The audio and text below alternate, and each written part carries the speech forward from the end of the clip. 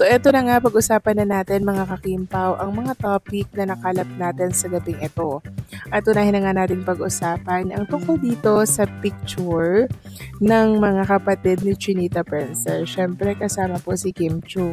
May isang account kasi ang nag-share ng picture na to dito po sa mundo ng social media. At marami nga po ang nakakamiss na makitang muli na buo ang magkakapatid, ang Chu family, mga kakimpaw.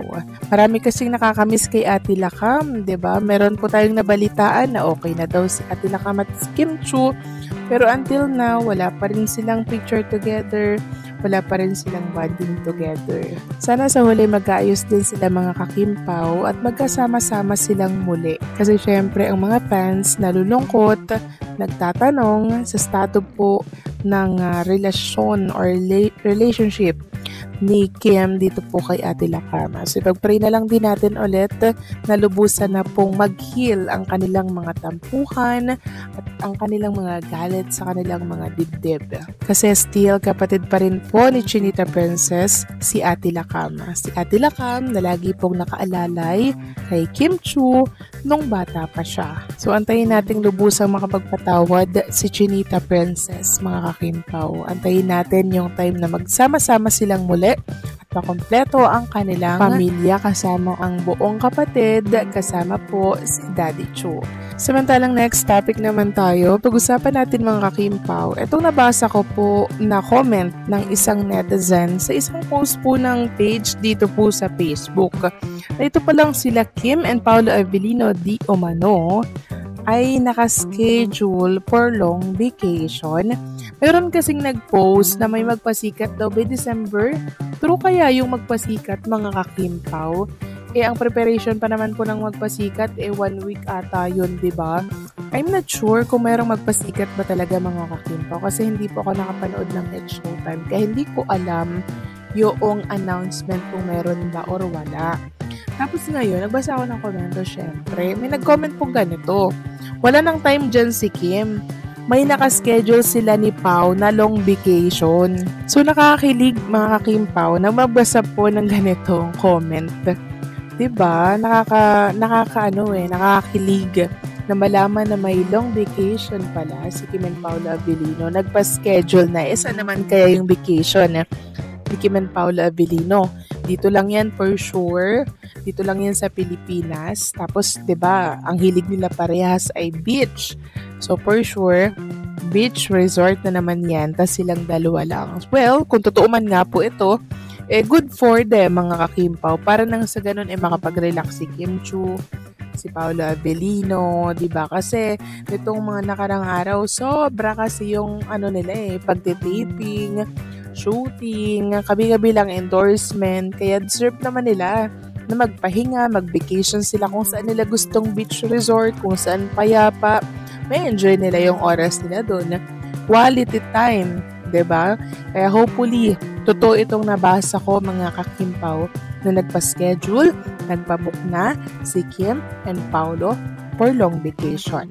At kailan naman kaya ito? Yon ang malalaman natin, mga kakimpaw. Siguro, December yan mangyayari kasi ngayon, ang dami pa nilang naka-line up na mga project. Gagawin nila yan sa long weekend, mga kakimpaw, para hindi masyadong halata kung nasaan man silang dako dito sa ating bansa. Ang ideya na sina Kim Chiu at Paolo Avellino ay may planong magbakasyon ngayong December ay talagang nakakakilig at nakakabuhay ng imahinasyon ng fans. Lalo na't holiday season, panahon ng pahinga, bonding at mga soft moments na kadalasan nagiging dahilan ng mas maraming chismis at kilig. Kung totoo man na may binabalak silang bakasyon, malaking bagay ito dahil December is couple season. Ang holiday break ay kadalasang para sa mga taong espesyal sa isa't isa, pamilya, mahal sa buhay, o someone special. Kaya ang kahit anong balita na magkasama sila sa isang trip, good luck sa internet. Tiyak na mababaliw ang fans. After a long year, deserve nilang mag-relax. Pareho silang busy sa projects, promos, tapings, at commitments. Natural lang na maghanap sila ng oras na makapagpahinga. At kung sila ang magiging kasama ng isa't isa, mas lalo itong magiging meaningful. Fans will read between the lines. Kapag December getaways ang usapan, automatic na iniisip ng fans na, uy, Mas personal to kaysa work-related. At dahil marami ng sightings at kilig moments nitong mga buwan na nakaraan, hindi malayong mapagkamalan na may deeper connection na talaga sila. Pwede rin namang friendly getaway or work-related.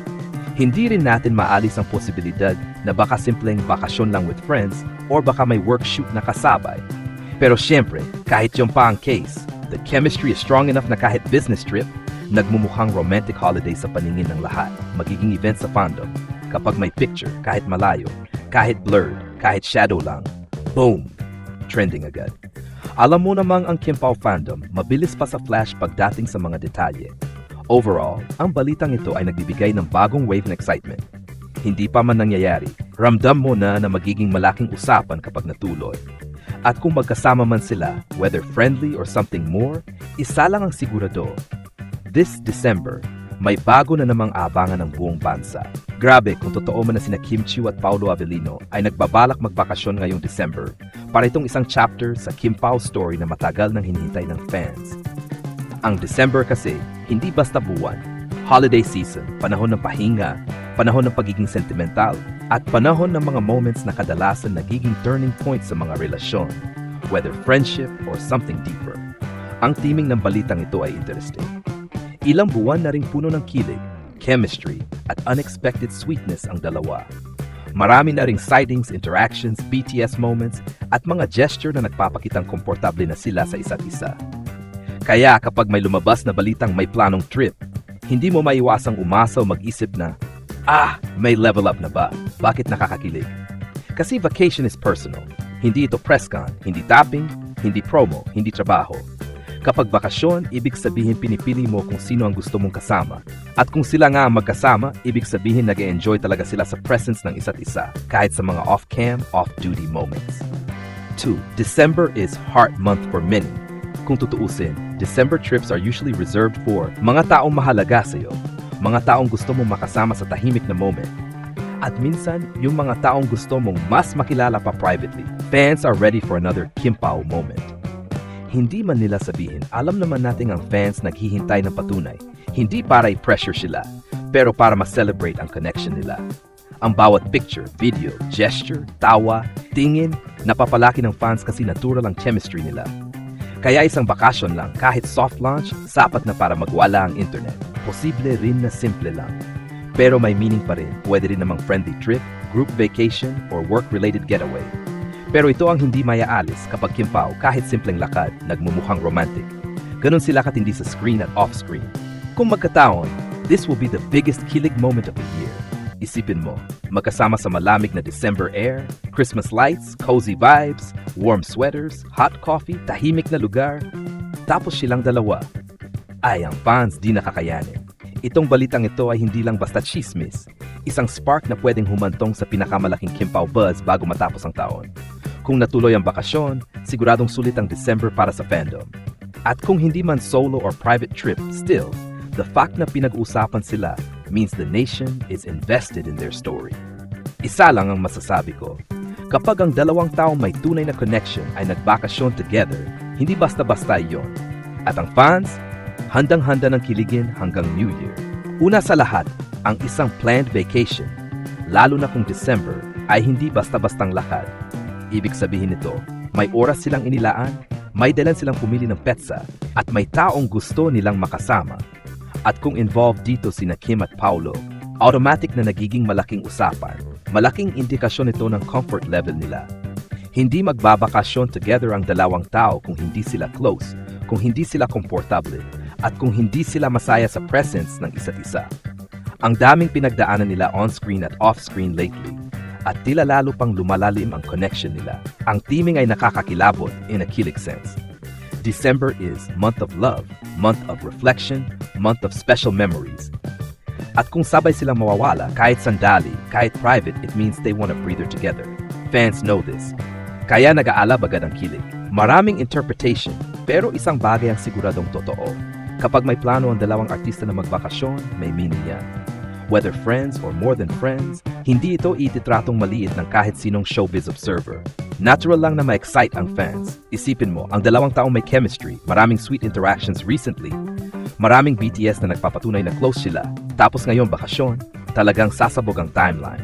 Hindi naman ibig sabihin na confirm na sila. Pero hindi rin ito pangkaraniwang senyales. Hindi ito everyday taping. Hindi ito promo. Hindi ito work. This is personal time. Kaya ang fans, hindi mapipigilan mag-isip. At minsan, hindi sila nagkakamali. Ang balitang ito ay nagdadagdag ng bagong layer sa Kim Pao story. Mas personal, mas intimate, mas intriguing.